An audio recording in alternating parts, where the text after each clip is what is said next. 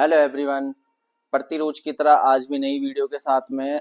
और आज हम नई वीडियो में आपको बताएंगे एलजी हॉट एंड कोल्ड के बारे में।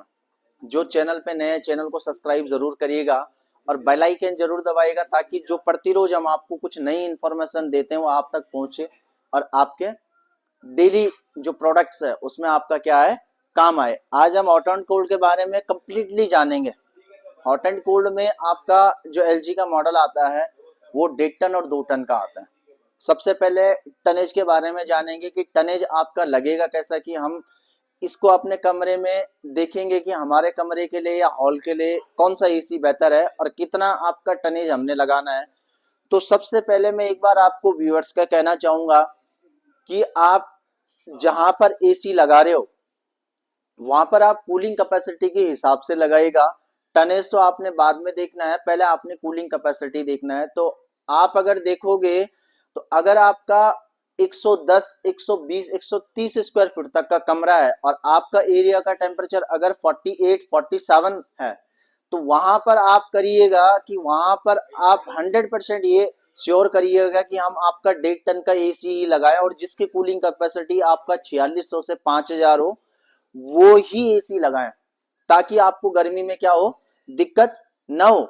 जिसका कमरा आपका 130 से लेके 200 स्क्वायर फीट तक है, अगर 130 स्क्वायर फीट से लेके 200 तक है तो वहां पर भी आप 5000 कूलिंग कैपेसिटी का 1.5 टन का एसी लगा सकते हो। जहां पर आपका 250 से ऊपर जाता है तो वहां पर आप 2 टन लगा सकते हो। दूसरा ये डिपेंड करता है, आपके फ्लोर पे भी डिपेंड करता है। इस चीज को भी हमने ध्यान पे रखना है कि हम फ्लोर पे कौन से फ्लोर पे रहे, first floor, second, third, fourth. तो उसके हिसाब से भी आप क्या कर सकते हो कि जितना आपका फ्लोर बढ़ेगा उतनी आपको कूलिंग कैपेसिटी थोड़ा सा क्या लेनी पड़ेगी, हाई लेनी पड़ेगी।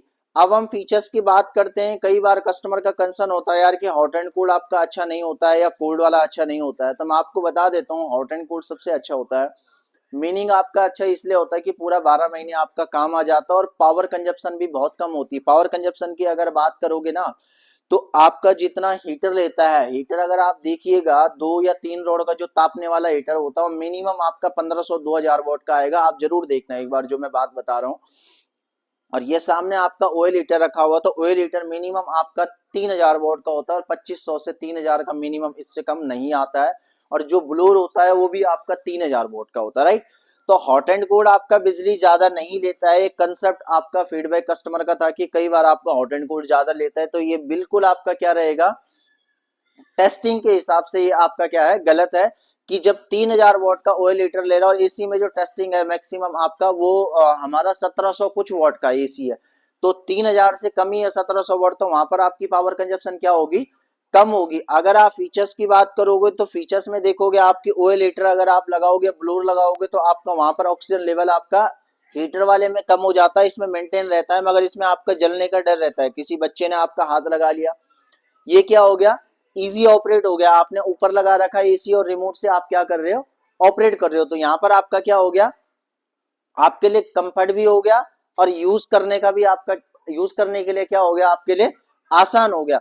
तो फर्स्ट ऑफ ऑल हम देखेंगे कि जो एसी आते हैं वो सारे आपके इन्वर्टर एसी आ रहे हैं। तो इन्वर्टर वेरिएबल स्पीड होती है। वेरिएबल स्पीड का मतलब होता है अगर आपका टेम्परेचर मेंटेन हो गया तो वहां पर क्या हो जाएगा, आपका वो वोल्टेज जहां उसने 1700 ली थी वो तीन आपका क्या हो जाएगी, 300 हो जाएगी, 700 हो जाएगी। वो एसी के अकॉर्डिंग होता है कौन सा एसी कितना मिनिमम वोल्टेज पे आपका जा रहा है।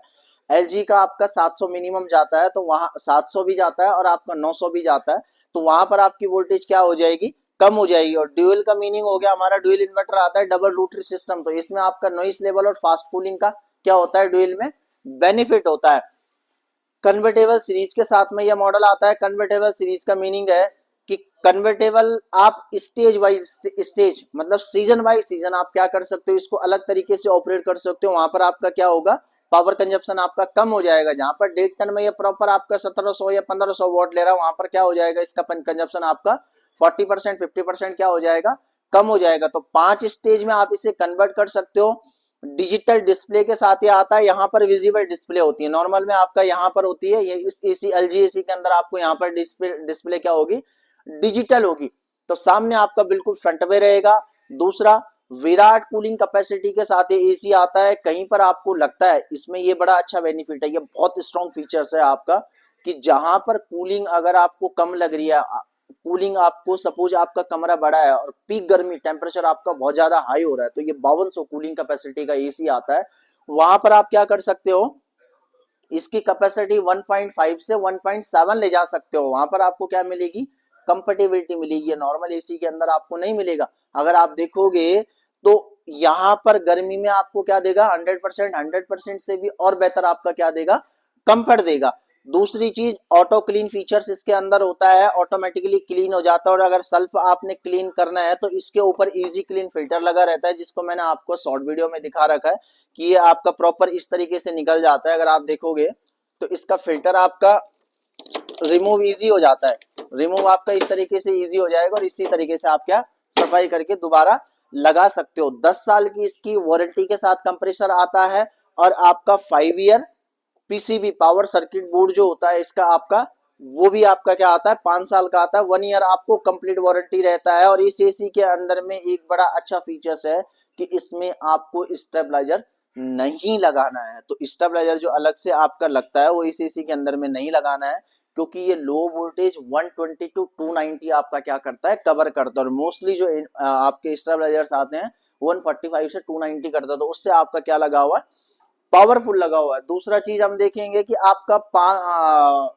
4 वे स्विंगिंग के साथ मॉडल आएगा। 4 वे स्विंगिंग अगर आप देखोगे तो 4 वे इसका जो फ्लिप है वो फ्लिप आपका 4 वे के साथ रहेगा। 4 वे का मीनिंग है कि आपका अप एंड डाउन तो रहता ही रहता है, प्लस आपका लेफ्ट एंड राइट भी रहता है। तो ये भी इसमें क्या हो जाएगा, बेनिफिट हो जाएगा, जिससे आपका अगर कमरा थोड़ा सा बड़ा भी है या कहीं पर आपका घुमाव वाला भी होता है तो वहां पर आपका एयर सर्कुलेट क्या हो जाएगा, बड़े अच्छे से हो जाएगा। नहीं तो हमारे को एयर सर्कुलेट करने के लिए हमारे को क्या लगाना पड़ता है, पंखा लगाना पड़ता है। तो आज हमने देखे इसके बड़े अच्छे फीचर्स और बेनिफिट हॉट एंड कोल्ड के। तो जो भी क्वेरी होगा कस्टमर का वो सारा आज क्या हुआ होगा, सॉल्व हुआ होगा। Thank you.